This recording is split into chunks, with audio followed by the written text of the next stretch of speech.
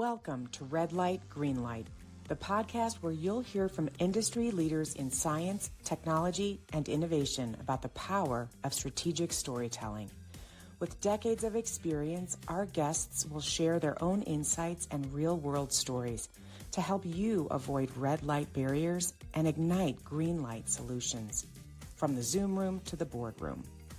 In each episode, we'll corkscrew downward into the guests' personal experiences of challenge and success, highlighting strategies that turn complex ideas into clear, compelling storylines for stakeholders. Here is where expert minds share stories that shape the future. What's more, you'll walk away with tips to try immediately to drive the vision of innovation with your team. Here is where expert minds share stories that shape the future. What's more, you'll walk away with tips to try immediately that drive the vision of innovation with your team.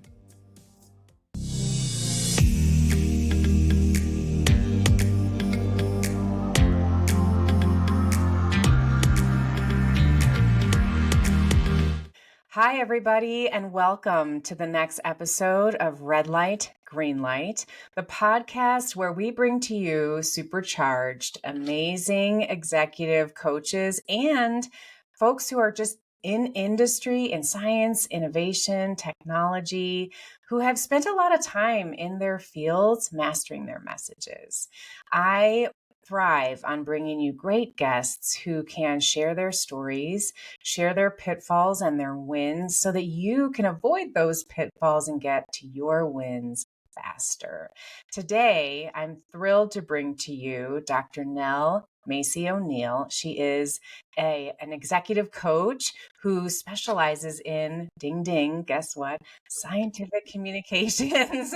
And Dr. Nell and I met through LinkedIn and had a very rich initial conversation. And I'm so thrilled to share her expertise with all of you today. Dr. Nell, welcome to the show.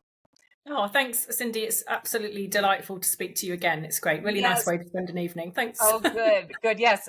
Nell's in the UK. We are in the US, in Colorado, as our listeners know. And we're just excited to dive into some science communications today because both of us work with a lot of scientists on executive communications, persuading audiences. And Nell, your background is so fascinating to me, and I'll hand you the mic in a second to introduce yourself a little more formally. But what I loved immediately when we first met was that we both have had ample time in all three of these realms when it comes to academia, corporate America, and entrepreneurship. And that's an unusual combination. And we're both women-owned businesses who are out in the world trying to pave the way for these scientists and technologists to get better at this really critical skill of becoming top 5% executive communicators. So with that, I'm going to hand it to you and ask you if you would share with our listeners and viewers a few of your stepping stones that have brought you to where you are today. Sure. So yes, so for your listeners, I'm in the UK and in England specifically. So I'm in Nottingham, which your listeners and viewers might know as being the home of Robin Hood. So right in the middle of England. I'm originally a biochemist. So that was my undergraduate training. And I have a doctorate in animal nutrition. And that led me to a career in agriculture and agricultural technology, really. Great. So I had, after graduating with my PhD, I spent a short academic career. So I did some teaching and some postdoctoral research. And then I enjoyed that. I loved that. I loved that academic atmosphere and that kind of curiosity that comes with that and the learning that comes with that. And I was very lucky to work in a very vibrant department. But I think I thought to myself, and this was, you asked for sort of key turning points. For me, I was very certain that I would have an academic career. I mean, 95% certain that I would have an academic career, right? Okay. I was too. That's so funny. Yes. Didn't happen for either of us. And I thought to myself, there's this commercial sector over here, and it's big and it's awful and it's the dark side, right? And it's over here. And I know people over there, they seem okay, right? So I should try that. Before I settle down in my academic career, I should try that commercial sector. I know it's going to be bad, but I'm going to try it. And I'm going to choose carefully, and I'm going to try it before I come back to my academic career. So I chose carefully. I spent a long time doing some research on the type of role that I wanted and the kind of role in the kind of organisation that allowed me to pursue those kind of academic endeavours. So to keep researching, keep publishing, build my skills, and so that I wasn't closing the academic door, I think. Right. And I was still there nearly 14 years later. So we didn't do the U-turn. Is that what happened? Yeah, absolutely. So, and I think I found quite a joy in the commercial sector and lots of the good stuff that comes along with that. You know, lots of travel, lots of very interesting people, lots of opportunities. Yes, and the organisation that I worked for was called AB Agri, which is a UK based animal feed and technology company, but with global reach and global what's the word, presence. So lots of opportunity there. And I worked in R&D, technical services, sort of innovation type roles until I became innovation director, sitting in the senior leadership team of that business. So quite a journey through the business, experiencing lots of different types of roles to the end point. And then during that sort of later phase of the business, I think I became very interested in the concept that how successful we are at innovation is completely cultural, you know? So say more about that. Yeah. So I think technology is important. Ideas are important. The systems we use to develop that innovation is really important. But if we have cultures that don't allow us to drive innovation, don't have those collaborative, open, safe cultures, lots of those things we hear about, we're not going to be as successful as we might like to be. So I think I'm really interested in that cultural aspect of innovation, how that can help us be successful. Love it. And as part of my own leadership role, I trained as an executive coach within the business. So I worked internally. As a coach. As a coach, as part of my sort of leadership role, really. And then in 2023, I decided to go out on my own. You know, as you've said, as you described, Cindy, to take some of that out to a wider audience, I suppose, and follow that passion a bit as well, I think. Yes, like commercializing all of your experience in your own, under your own shingle that you hung in 2023. And here we are, right? And you're paying it forward, trying to help the dark side be less dark. And I want to ask about that, Nell. How is, you know, when you went into industry and into corporate, well, we would call it corporate America, but corporate Britain. Corporate Britain, right? Why did you come with that bent, if you will, of like, this is the dark side? Can you say a little more about what you imagined, and was that true? Did you find that to be true? And I think that's quite a common view, I think, perhaps in sort of younger academics, perhaps, that, you know, you sort of sell your scientific soul to the devil. Do you know what I mean? Yeah. So, you know, you give up the ability to publish. Sometimes that happens. You know, your research is driven down very commercial lines. You know, it might still be very good quality science, but it's with a commercial direction, I suppose, often. Like tainted by what the product line needs to be to service and bring the bottom line up. Is that what you're saying? Absolutely. And I think that's a perception. That's not necessarily real life, but that's the perception. So I think that's what I thought. And I thought that I would be closing a door to academia. You know, it would be difficult to go back. Right. I don't think that was true. I don't think that was founded, but that was the perception I had. Okay. And I remember that poultry science or poultry was a part of that. Say a little more. Is that, here comes a dumb question. Is that only, what consists of poultry? I know chicken obviously is the core. Is there more beyond that consists of poultry? So I mean, my doctorate is in chicken nutrition and broilers, so those are meat chickens. But of course in the poultry sector, we're also talking about laying hens, ducks in some geographies, and turkeys, of course. Turkeys, Okay. Yeah, of course. Of so course. my expertise largely in meat chickens, but Okay. the sector Great. is large. Yeah, So yeah, interesting. And if you had to sort of look backward now to a person or an individual who has, handed to you some kind of an insight that drove you in a certain direction you might not have considered otherwise, is there a yeah. person who inspired you, encouraged you, pushed you out of a comfort zone that you look back now and go, I'm really, really glad that person did or said that thing and that I took that person up on it? Is Yeah, there? the list is long. Okay. Yeah. Cindy, the list is long, Sure. but I think there are a couple sort of notable ones. I'm really, really lucky that I had some brilliant sponsors sort of earlier in my career. Hmm. So my professor, Professor Julian Wiseman at Nottingham, was brilliant. Okay. Lots of people in our industry know of him, and Mhm. one of the things he was very good at was letting me go out and do stuff. Okay. Like representing him at meetings, that Cool. sort of thing. So, Yes. it was a kind of off you go. You Yeah. you Get go out of and the fly out of the nest, to use yeah, off the you bird go. analogy, right? Yeah, absolutely. A good chicken analogy, yeah. So he was very good at that. And I think those early experiences, which build networks, build They confidence, do. you just learn to get out and kind of do it. Suited Hmm. me. It wouldn't suit everybody, I Hmm. guess, but that suited me Hmm. quite well. Great. The guy that I went to work for in my first commercial job, equally very sort of similar skills in sort of pushing us forward, I think. Yes. Yes. I also had one boss in AB Agri who almost insisted I went into a leadership training program when I Mhm. was, one of those points in time. Again, it was a sort of sliding doors moment where, I'm Mm. so busy. I, can't do this. I don't have time for this. Da, da, da. And she said, okay, not going to force you, but I really think you should do this. And, Mm.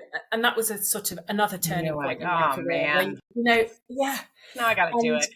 yeah, and those kind of things where it's just that little bit of something was helpful. And there are Yeah. lots of those people have come out for me, and I'm That's grateful for that. yes. Yes. And Yeah, that's just such a great reminder always at this point. I always, remind our listeners, like, you have this opportunity too, right? Not only to receive keys, if you will, but to give them to on give to back. others who Absolutely. you Yeah. see greatness. And I happen to be working at this moment on a keynote about, um, you know, launching new ideas and skills. And I've come upon this key analogy of, like, handing people keys is a way to unlock a part of themselves to themselves that they can't see Hmm. because they're them and you're you, but you see greatness in someone else. And I think we have a responsibility to do that for others.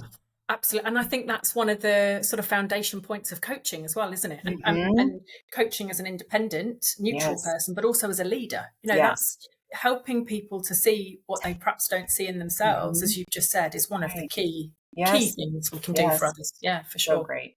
So tell us a little about that role you had as head of innovation Yeah. at in the role that you had. What were you innovating about, Yeah. and for whom? Yeah, so that was a group level role. So it was outside of any of our business units. Hmm. And the intention with that role as innovation director was to build a function that Okay. could innovate over the sort of medium to long term for our Okay. organisation. So not the day-to-day product evolution so Right. much, but Right. the sort of longer term. And I Okay. think the focus that we really had, without going into too much detail, Hmm. was around responsible agriculture. How Yeah. agriculture is going to have to change, Hmm. to feed the world The in world. over Hmm. the coming years. Agriculture's got to make changes, Yep. and I think we were focused a lot on Hmm. those kind of future of agriculture and how to make Yeah. that sustainable. Future problem solving, in a Yeah, sense. Do you have yeah, a specific project or something you're really proud of that you yeah, did while you were there that you're yeah. you're just happy to report is Yeah. under your name. Yeah, no, we did lots of work on oligosaccharides. So for your listeners might recognize that as a product category called prebiotics. So we did Okay. quite a lot of Say that prebiotics. word again. That was a long one I haven't heard before. Oligosaccharides, and it's a prebiotic product. Okay. So gut health, Okay, which gut is health. yeah, Yep.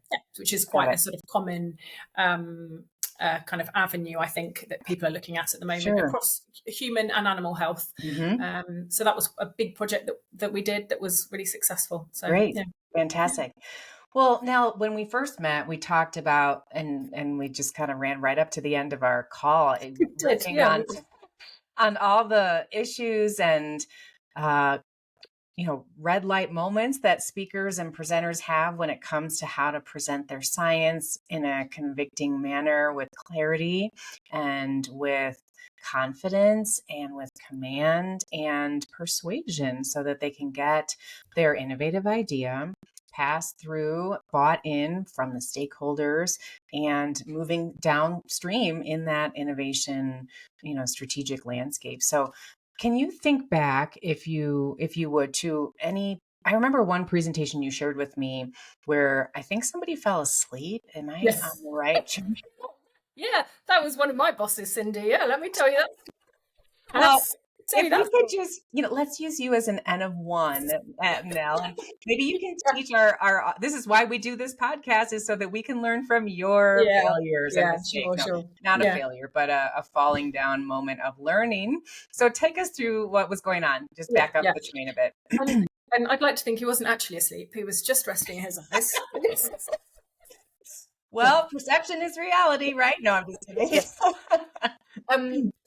So these presentations that we all have to do to CEOs, perhaps in this case, where you are, exactly as you say, trying to sell an idea. We need more funding. We need to move this forward. And I think we'd spent a lot of time preparing, put together probably what was a sort of fairly decent presentation. And this is kind of a amalgam of different stories, I think, to give on one occasion. But that putting lots of effort in, lots of slides, and it just not hitting the mark. And I think we can all think of these times like, put all that energy in, just didn't quite hit the mark. And getting feedback, which is is important point to make. These are great opportunities for feedback. Yes. And I think I got lots of feedback that it is scientific overkill. It's too much detail. These guys don't need the backstory. They want to know, pounds and pence. They want to know how much this is going to make and when. I'm simplifying again, but it's a different message that they need. They don't want a scientific background. Right. And I remember listening to that story and thinking, I can see that. I can see that feedback. I can listen to that, and I can try and internalize that feedback and think about it. But I still need to tell them that because I can hear this feedback, but I still need to tell them this scientific backstory. Do you know what I mean? Interesting. And it took me quite a long time, and working with my own coaches actually, to really dig into that sort of self-awareness bit about why do I feel I have to give them that whole story. Well, you just asked the question that I was about to ask you. So what did you find out? Why did you feel that need? And I think it is this, again, as we were talking about the other day, it's this scientific training of when I give a presentation, I have to give all the information that makes sure that my scientific audience can replicate my study. They can go away and find all my references. They know the methods I use, blah, blah, blah. And I think that's quite ingrained. And it's so ingrained, not just as a habit, but it's ingrained in what I believe is the right thing to do. So if I don't tell you the whole story, I've done you a disservice. So, Mr. Audience Member or Mrs. Audience Member, I've done you a disservice because I haven't told you the whole story. But actually, that's not what they need.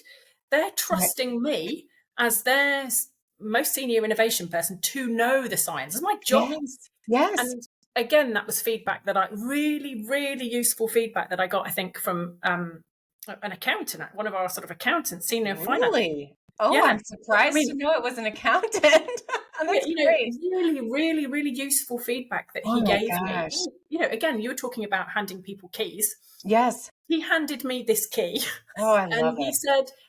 said, I trust you to know that. You don't need to tell Yes. me because I believe that you know it. And What a that's your job. gift. What a gift. Yes. So, And yeah. well, So I was that, just gonna, yeah, go sorry, ahead. go on. No, I was just going to say that I love how you are pulling apart this one singular moment in time. And I feel like we've hit pause on your mindset Mhm. around, wait a second, hold on. I heard what you just said, that I heard the feedback that I shouldn't have gone into all this detail about my science. And I agree that that holds water. And I still feel this pull to tell it anyway. Yes. And Yes. so that's where so many of our clients together, you and me both, have this they're on this fence, right? They're like the fence sitters of their own messaging. And Yes. so what I would imagine that that is coming from a place of needing to validate your own self and your own knowledge in a sense. Does that land with you now? How would you expand on that? Yeah, and I'm not sure it's for me. I mean, I'm sure for some it is that, and I think these are very personal bits of insight that we all try and get to, don't we? It's going to be Right. different every time, The, but I think possibly for me it was more of I want to do a good job by the audience, and to mhm. me, doing a good job was telling it all. Okay. So it's kind Right. of just switching what a good job was. Yeah. Yeah. Oh, I like that. Yeah, Okay. yeah. So Okay. Yeah. I think Switching what a good it was job more is. that rather than trying to demonstrate skills, although there might have been something about that as well. It was Right. more about doing what I thought or I believed was a good job. So like redefining a good job. A good job according to who? Yeah, Yes. absolutely, Oh, that's absolutely. great. Yeah. So we basically just talked about that red light zone right now, Mhm. based on the fact that, in the red light zone, when we're looking at messages and situations and rhetorical situations, we as speakers hit red lights of too much knowledge, sharing over detailing our presentations and missing the boat on no assuming what the audience wants. Yeah. Those are some of the red light zones I would Mhm. suggest we just kind of evaluated. And just a quick, if you're a first time listener here, we talk about red lights and green lights in a certain way where, imagining that you're presenting to an audience of your stakeholders, trying to get their buy-in on something. What we say here at On Point is that every speaker, in a sense, and it varies, right, how red that light is, but we all meet our audiences at some level of risk in their minds. And what we have to do as speakers and presenters is pave that path like lights on a runway, to hitting that green light of go. And so those green light moments are buy-in, agreement, funding, all those things that we came to this rhetorical situation to try to Mhm. get.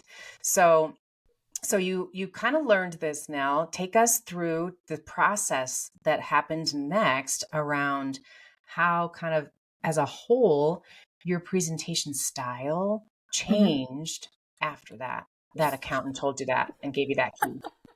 Yeah, I mean, I'm not really sure. I think there probably was a process quite a while ago. I think probably was a process of making myself uncomfortable. Yeah.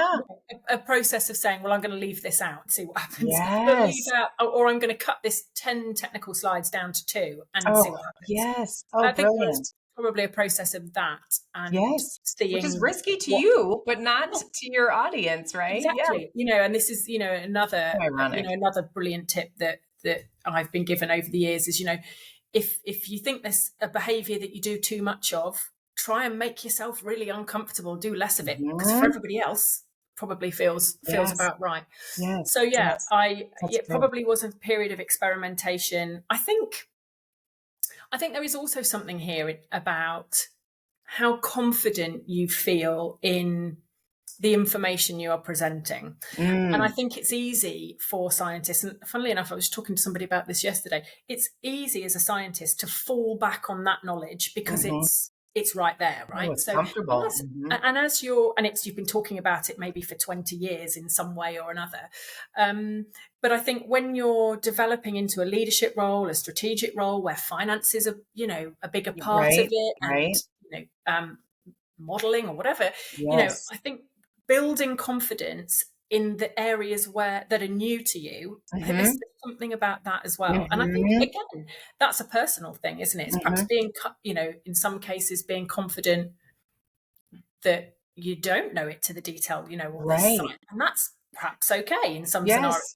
Yes. And Yes. that's a personal, very personal thing. Is it, Hmm. how do I improve my own confidence? Right. And I think, some of the best speakers that I can think of are those that are very good at being flexible in a presentation, Hmm. can rely on knowledge they do have and Right. be clear when they don't have knowledge, and perhaps, we'll get that information, or Right. what a great question. So I think Right.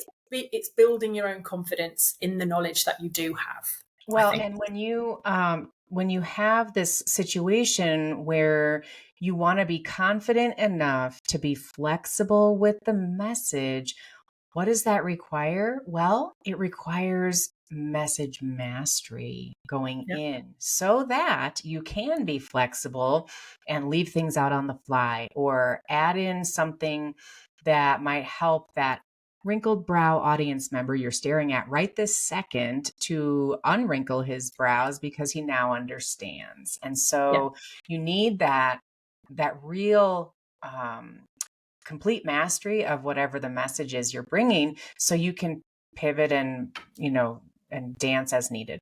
And it was somebody very, very wise, one of my colleagues, hopefully if she listened to this, she will recognize herself, Yeah. said just yesterday, sometimes over preparing is not the answer to that. Mm-hmm.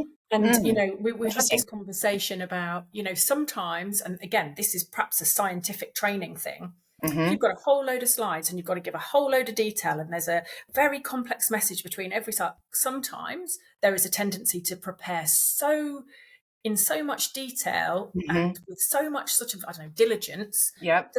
that all flexibility is gone Yeah, you from can lock from yourself out of the flexibility. Absolutely. So I think, this colleague I was talking to was saying, sometimes over preparing is a risk. We want to Yes. be. Oh, So I think that's great. the confidence is the key thing, isn't it? So what do you have Yes. to do in your preparation to be Yes. confident of your message, Right. confident in the information and the expertise that you Right. hold, And rather than being locked down to words mm-hmm. and phrases, and I must say Mm-hmm. this, and if I don't say this, I failed.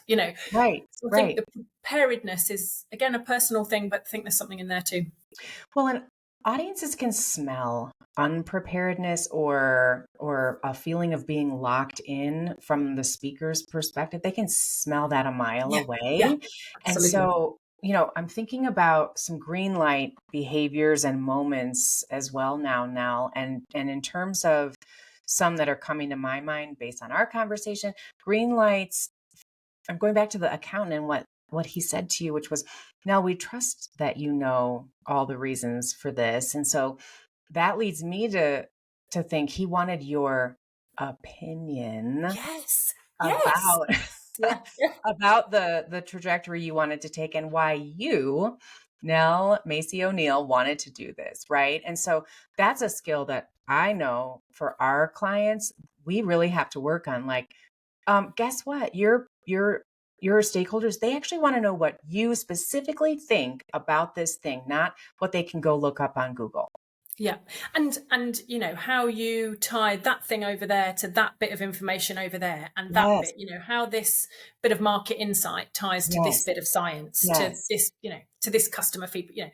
That yes. drawing that knowledge together is sort of opinion, isn't it? That Yeah. becomes, what you've integrated yourself and the idea you've come up with. So I Well, totally agree. Yeah, yeah. And to have no fear around giving your opinion, because frankly, that's why they hired you is to give and you could think of an opinion as one way of saying it, or your professional recommendation about what you absolutely. think should be Absolutely. done in this instance based on the fact that you know everything about this and your audience has paid you to know everything about this and Yeah. wants to know what you think should be done and Yeah. cut through the noise of all the detail, right? So now can you talk a little about your experience with scientific storytelling and where that's played a role in getting at the heart level of the impact of the science that you've done, and talk through like how do you incorporate that? Do you incorporate that? Do you find it to be powerful? Yeah.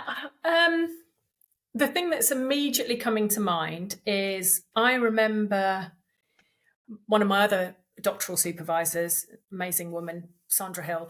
I remember talking to her about the paper that I wanted to write, or the chapter, I Okay. can't remember, something to do with my thesis. Okay. And I was getting very, very tied up in, details and how to lay this out. And she said, just hang on a minute. What is the story that you want the reader? And this was written communications in this Yeah, time. sure. What is the story that you want them to go away with? So let's just think about that. What's the start, the middle, and end of this story? Yes. And that Boom. stuck with me. And that Yes. has stuck with me for a Yes. very, very long time, actually. Oh, beautiful. What is the story that I want my audience to go away with? And And maybe it's not that, quite as simple as start, middle, and end, but you get the picture, yes, So but it is now. I yeah, mean, what you just articulated is the story arc that yeah, we talk a lot about it in the book that I wrote. It's like it is start, middle, end. It yeah. is like problem, solution, outcome, desired. It is kind of taking that audience up a hill, turning them and their mindset toward being open-minded about your solution. And it is exactly that simple. I mean, to start with, I think personally, I have found in the last few years, especially, that the word story for many, and especially in the science realm, that's a very loaded word for people. They imagine, I'm learning, that story is like, sit down and I'm going to read you Beowulf, like 900 pages. Yeah. Where all I mean when I say story, especially in the science realm, is make it personal, make it something that tugs at my heartstrings as far as why I should care about this poultry innovation. Well, because it's going to feed millions for longer, because we've changed the chemical, the biochemical makeup of the protein molecule, or whatever your magic sauce of terminology Yeah. would Yeah. be. That is storytelling. It can be a sentence, it can be a minute of the presentation, it can be very tiny, but it is that moment of hooking and connecting the audience at the heart level. Because if they don't care about the innovation, why are they going to keep listening about it to all the detail you're about to share? So Yeah, and I think it does go back to some of what we were saying earlier as well, about the expertise and the knowledge that exists behind the yes, story as well, right, because then you can be flexible, you can throw bits in, can't you, and you can come back right, to, you can right, draw on something else that you've got in there, hmm as long as the story is right. the right You've one, I got like guess. a Yeah. narrative of some sort to pull through that you Mhm. can get them to remember once they've Yeah. left the room. Now, what would you say to a scientist who's feeling apprehensive about this whole process of presenting their science effectively, efficiently?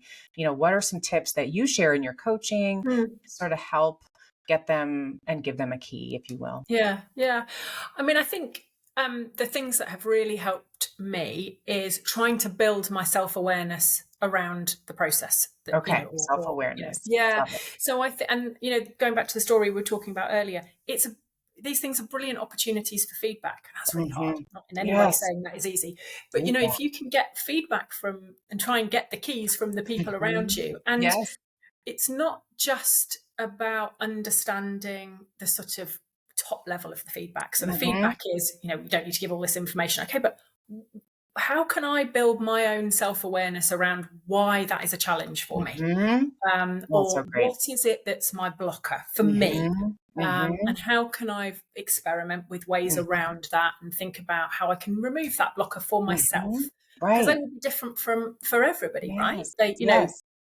that those specific reasons why this is hard will be different for Right. everybody. So Right. I think feedback opportunity, self-awareness raising Yeah. opportunity, Yeah. would be the Yeah, main and ones. trial and error. I'm Yeah, assuming you've done a lot of that. I know I have, yeah, and yeah, we're always learning, we're always growing, yeah, and it's a constantly innovative process to get the messaging right and to fine tune that innovation Yeah. to be hitting the mark. So Yeah, that's yeah, yeah. fantastic. And also, these things don't always go your way, do they? I mean, I think No, they don't always. you can do as much work, and that's really useful, and there's lots of development opportunities, and it's Hmm. not always your fault if it Hmm. doesn't go your way. Right. People are Right. In people. fact, And yeah, yeah, don't be put you're off. not guaranteed Yeah, success. In fact, I frequently share, our job when I'm working with a client, and I'm sure you would say the same is true for you, is our job is to do the best job that we can with the absolutely. knowledge we have and the research we've done to point our audiences toward yes, but I can't guarantee that they're going to. I mean, that's just not in my Yeah, control. But what is in our control, we're going to work like mad to get it to be right and to hit the landing. So, yeah, yeah. I'm curious, Len or Nell, do you have an experience where you really came alive and felt like, man, I nailed that one, and I've gotten, you know, the kind of buy-in that I was expecting. I got my audience toward that. Yes. And I'm sure you have many of those, but does anything come to mind specifically as we're sitting here today? Yeah. I'm just trying to think of the best way to describe it. And it's interesting you say about stories, actually, because there was a presentation that a couple of us did together, Okay. A and group. actually Mhm. talking about preparedness. We did a lot of preparation. Okay. Okay. Um, but I think the preparation that we did wasn't really about slides and Okay. colours Okay. and pictures and what's going to be on the. It wasn't technical in that way. Okay. The preparation that we did, and this has kind of occurred to me as I've been talking to you, Cindy, I love actually, it. was around messaging. It wasn't, Okay. and much, much earlier in my career, I remember those horrible, kind of micromanaging experiences where people wanted to focus on how many words on a slide and what color it was and blah, blah, blah. Yes. It wasn't that. It was Right. much more about what's the story we're going to tell? What message do we want to land? What's the important bit? Mm-hmm. Who out of our team of 3 Mm-hmm. or 4 who are giving the presentation, who's best place to do which bit of Oh, this great. presentation, Great. So I Great. think it was preparedness, but it was really preparedness in terms of message rather than technical aspects of a presentation. Does that Yes. make Yes, sense? that makes so much Yeah. sense because what I'm hearing is that you really were in a much different way putting your audience's experience first Yes. Yes, I think over. probably we were. Yeah, Yeah, because you absolutely. were like, who's the best person to do this? Because that person will make this section come alive and they're the most knowledgeable about that. And then we're going to pass the baton. I love working with groups when it comes to presenting for, um, some kind of a panel, for example, or having 2 or 4 speakers to work with where they're passing the baton. That's a lot of fun. It adds nuance, but it brings personality, and you can shine lights on so many different mirrors of the proverbial disco Yeah. ball of the speaker. And it's Mhm. really engaging for an audience, Mhm. right? To hear Mhm. different voices and to see a slightly different Yes. face. It adds a different level of Yes. yeah, Yes. something, Oh, doesn't it? that's a Yeah, great yeah, example. yeah. Well, now what's coming up as you see the next, 6, 12 months in the future? What are some of the trends that you've got your eye on, that you're listening to, that you're seeing in the news? Maybe it's in England or in the UK or just in business. What are Mhm. you sort of noticing right now? Yeah, so much, isn't there? Mm. I think the thing that perhaps causes the most discussion in sort of networks, I suppose, that I'm in, is how complex our challenges are. Mm. Okay. We've talked a bit about poultry and food Sure. systems, Sure. key part of our food systems. The challenges we have are so complex, Hmm. and thinking from a scientific perspective, and commercial scientists or academic scientists, no one person can have the answer, can they? I think there's kind of increasing acceptance that the solutions for our complex challenges have to come from collaboration. No one Right. academic department or one business can have the answer. Yeah. And I think in sort of leadership development coaching, that's a key theme: is how do we Mhm. support people Mm. better to deal with Yeah. complexity? Oh, I Because love again, that. that's a Mm. very personal thing, isn't it? It's all Yes. these attributes that make our organizations good at innovation, like openness, collaboration, Mhm. being able to communicate well with people, as we've been talking. Yes. Those are all very Yes. personal things. Those are Right. not, they're not process or software, or, they're not nothing. They're people They're not the things. same for everybody. I think that's is that what you mean Yeah, by yeah, personal? Like it's each yeah, person has their own yeah, yeah. bent on how they see the world. Mhm. Absolutely. And they're also things that, for change, we need to work on Mhm. ourselves, I think, Mhm. and Yeah. and which gives us massive opportunity. But Right. and I think that complexity and how we deal with complexity is one of the biggest. I love Things. that. I think Yeah, you're spot on for that. And I certainly can attest to seeing that happen as well. And I think when organizations are committed to the kind of executive coaching and development you received mhm. and came to believe so much in and grew from, Yep. that's one of the many answers for how to overcome those complexities and to develop these individuals so they are prepared for the complexities that are coming their Yeah, way. yeah, And yeah, that's a really key piece to take away. yeah, Are your organizations, for our listeners, are they committed to your professional growth? And are you asking for it if you haven't received any yet? And how do you pave that light strip to yeah, getting to a place of improving your self-awareness, your skill sets, your opportunities, and asking for more keys, yeah, maybe. yeah, yeah, Mhm. absolutely. Yeah. And I I love think, that. yeah, I know, I would agree. Yeah, absolutely. Yeah, that's so great. Well, what are some ways people can get a hold of you, Nell, when you are, we're gonna air this, and people are gonna have Yeah. questions, and they're gonna want to meet you because you're so much fun to talk to. Yeah. So tell us where people can find you and Well, what you'd like to share. yeah, like how we found each other, Cindy, I Yeah, suppose. LinkedIn, I yeah. use LinkedIn a lot, Mm-hmm. relatively active on LinkedIn. Yep. Love chatting to people. Yes. Really, really, really pleased to hear from people, Yes. questions, Love it. coffee That's chat. fantastic. Yeah, Yep. really happy to Yep. hear from people. So yeah, LinkedIn, best way, I really. love it. Well, I would encourage anyone and everyone listening to just go in and at least connect with you so that Yeah, you no, can for sure. start seeing some of your content, and you just bring such a freshness to female scientists. And what that means, it's a treat to speak with scientists who are excellent communicators as well, because I mean, let's be honest, those areas don't overlap as often. Otherwise, I'd be out of work, and so would you. And so it's a great example to share your story with our listeners and viewers, and to see some of the areas in your life where you've benefited from coaching, but also some of the storylines around the presenting that you've done and how you've found your way toward improving those skills for yourself, but also for others that you're coaching right now as well. So, final question: are there any books, podcasts, uh, trainings that you've done that have really moved the needle for you that you want to drop here as a resource for people? It can be yours or anybody else's. Yeah, do you know, I'm a pretty big podcast listener. You'll be Okay, pleased to hear, great. but also a reader. And Okay. I think I've got two recommendations of things that I've read in the last couple of years that I've really enjoyed. The first one is Insight by Tasha Ulrich, which is an Oh, absolutely brilliant book about self-awareness and okay. the value of raising self-awareness. But the thing Ooh. that is so lovely about her book is it's massively readable. Oh, So, great. just rip through it. Yes. It's got lots of Yes. very actionable tips. So that's Great. about how to help yourself, really. Yes. The other one that I've just finished reading is Martin Seligman's Flourish, Oh, which is I love that word. basically about positive psychology and the value of Oh, positive psychology in our lives. yes.